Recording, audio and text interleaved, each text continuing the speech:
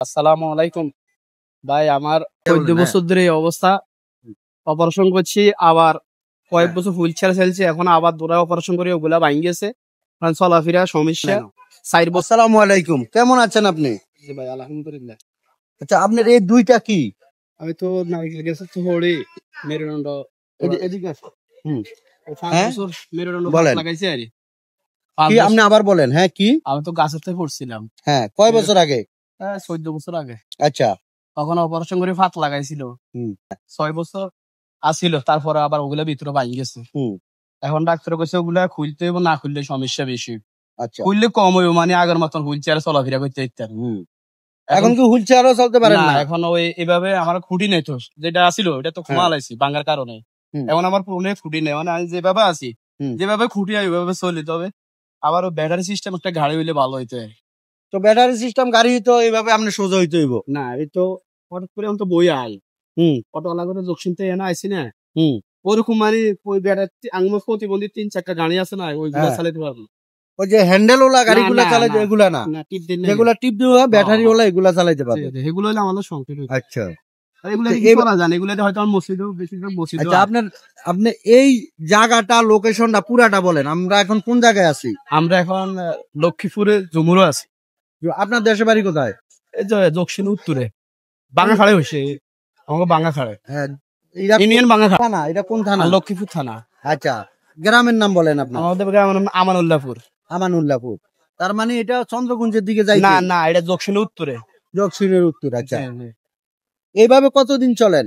এভাবে 60 বছর ঘর আসছিলাম, এখন 4-5 মাস ধরে 4 মাস এইভাবে চলে, মসজিদে আসা যাওয়া করি আর। এখন আপনার মনের একটা ইচ্ছা, বা আপনি চলতে পারবেন একটা ব্যাটারি চালিত একটা হুইল চেয়ার হইলে, এটাই না?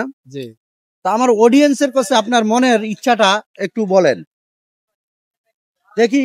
এখানে হয়তো অনেক প্রবাসী আছে, অনেক দেশে বিত্তমান আছে, কারো না কারো উচিলে যদি আপনার একটা ইচ্ছা পূরণ হয়ে যায়, হইলেও তো হইতে পারে। অবশ্যই। গত 3 দিন আগে আমরা একটা প্রতিবন্ধী ছেলেকে একটা হুইল চেয়ার দিছি কুমিল্লাতে। সেম উলড়তে পারে না, একটা হুইল চেয়ার দিছি। ইনশাল্লাহ আমার এক ঢাকার এক বোনে দিয়েছে হুইল চেয়ারটা। তো আপনার এই ইচ্ছাটা, অডিয়েন্স, আমি আছি বর্তমানে নোয়াখালী লক্ষ্মীপুর সদরে আছি আমি বর্তমানে। তো এই আমার এই ভাইটাকে অনেকক্ষণ ধরে খেয়াল করলাম এইভাবে হাঁটে। তো ওনার কথাগুলো আপনারা শুনলেন। ওনার একটা ব্যাটারি চালিত একটা হুইল চেয়ার হইলে হয়তো বা উনি চলতে পারবে, চলাফেরা করতে পারবে। এই আমার যদি ফেসবুকে কোনো বন্ধু থাকেন, কোনো প্রবাসী ভাই থাকেন, ওনার এই ইচ্ছাটা যদি পূরণ করে দিতে পারেন, তাহলে হয়তো আমার দ্বারা তো উনি একটু উপকৃত হবে। আচ্ছা, আপনি বলেন অডিয়েন্সের উদ্দেশ্যে কিছু। আসসালামু আলাইকুম ভাই, আমার 4 বছর আমি তো অসুস্থ আছিলাম পুরো। 4 বছর পরে যে 4-5 মাস হবো হাঁকা হাঁকা মসজিদে হয় স্যারলো এভাবে বসে নামাজ পড়ে। আর মাংস 2 সাইডটা আমার মেয়ে, ছেলে না মেয়ে 3 জন। আচ্টা, বড় মেয়ে 16 বছর চলে, আর মেয়ে বয়স 9 বছর, আর ছোট মেয়ে। এখন ইনকামের সোর্স কি আপনার? ইনকাম আমার এইভাবে 10 হবে যা দেয়। আচ্ছা, মানে আপনাকে যারা সাহায্য সহযোগিতা করে এগুলা দিয়ে আপনার ইনকাম? আচ্ছা, আমার ওই 10 টাকা ইনকাম করার মতো। আচ্ছা, ওনার কোনো অন্য ইনকামে নাই, ইনকাম সোর্স নাই। বিশেষ করে নোয়াখালীবাসীর উদ্দেশ্যে বলছি, তো যদি আমার কোনো বন্ধু থাকেন প্রবাসী বা দেশে বিত্তমান, এই বাইকটার আশাটা পূরণ করতে পারেন, এই বাইকটাকে আমি খুঁজে বের করতে পারবো, এটা কোনো সমস্যা হবে না। কারণ আমি এর আগের ভিডিওতে একটা বাইকে খুঁজে বের করে ফেলছি। কারণ যদি আপনারা কেউ এই বাইকটার পাশে থাকেন, অবশ্যই আমার কমেন্ট বক্সে যোগাযোগ করবেন ওনার আশাটা পূরণ করে দেওয়ার জন্য। আমি হয়তো ওনার সে আশাটা আমি পূরণ করতে পারবো না, কিন্তু আমি ওনার কিছু সংখ্যক হইলে ওনাকে চলার মতন বা ওনারকে কিছু হেল্প করতে পারি। তো এই যেটা দিয়ে হয়তো উনি একদিন বাজার করে খেতে পারবে।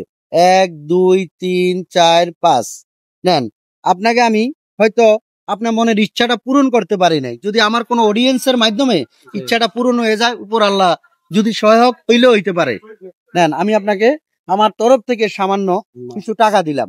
আপনি খুশি আছেন? তবে দোয়া করবেন আমার জন্য, এবং আমি দোয়া করি যে আপনার মনের ইচ্ছাটা যাতে আমার অডিয়েন্সরা পূরণ করে দেয়, আমার ফেসবুক বন্ধুরা বা প্রবাসী ভাইরা পূরণ করে দেয়। তো ঠিক আছে, ভালো থাকবেন। সবার কাছে একটাই দোয়া, এই ভিডিওটা বেশি বেশি শেয়ার করবেন যাতে এই ভাইয়ের মনের আশাটা পূরণ হয়ে যায়। তো ধন্যবাদ আপনাদের সবাইকে।